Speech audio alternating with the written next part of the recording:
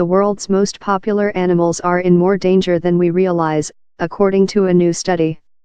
A survey of the public's perceptions suggests many people are unaware that the animals they consider charismatic are under threat in the wild.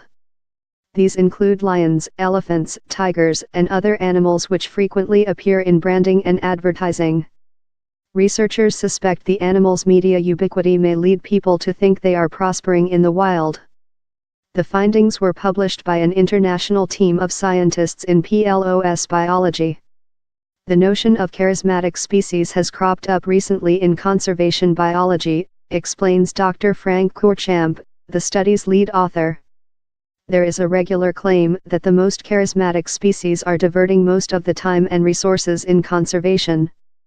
I started wondering whether this was true and followed by better results in conservation, he told Newsbay News. Dr. Courchamp and his team set out to determine exactly which species these might be. Using an online survey available in 4 languages, supplemented by classroom questionnaires in English, Spanish, and French primary schools, researchers asked the public to name the wild species they considered most charismatic. They also looked at how frequently animals were represented on zoo websites, and on the covers of Disney and Pixar animated films.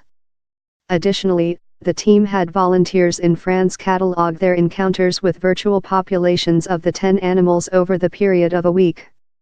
They encountered an average of 4.4 lions in logos, cartoons, magazines, and other sources each day, implying that people are likely to see 2 to 3 times as many virtual lions in a year as there are lions in West Africa.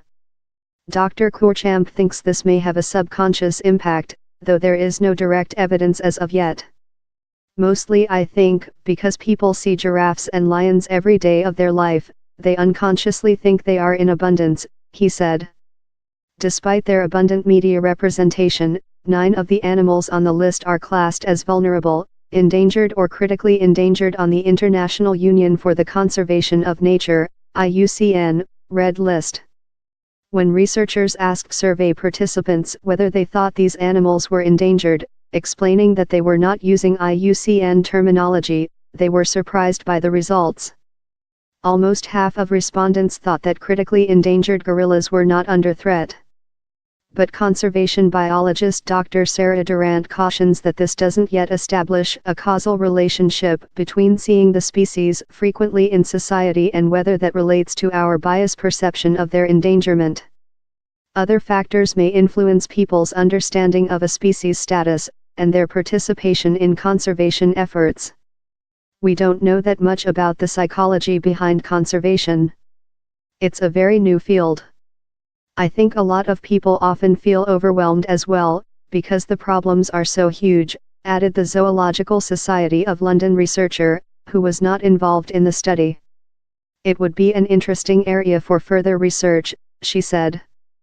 Dr. Courchamp proposes an innovative solution, funding conservation by copyrighting the image of vulnerable or endangered species. Companies would donate money to NGOs in return for using the animals in their branding or advertising. I think it's not so unrealistic, says Dr. Courchamp. There are already some companies that do that. Jaguar are in partnership with Panthera. Lacoste also made a campaign recently where they replaced their logo with silhouettes of endangered species. Dr. Durant observes that it would likely be difficult to execute, but is an interesting suggestion. This is just the first step, she commented, putting this idea out there. Hopefully it will open a discussion about the use of these species and how it relates to their conservation. Time is certainly short for some of the animals on the list. Ecologists predict that, without sustained conservation efforts, elephants will become extinct in the wild within a century. Cheetah are facing an imminent population decline of up to 70%, and are already confined to just 9% of their historical territory in Africa. Dr. Courchamp feels that more needs to be done. At the moment we are doing first aid on species that are on the verge of dying. We are just pushing the day they go extinct in the wild, we are not saving them.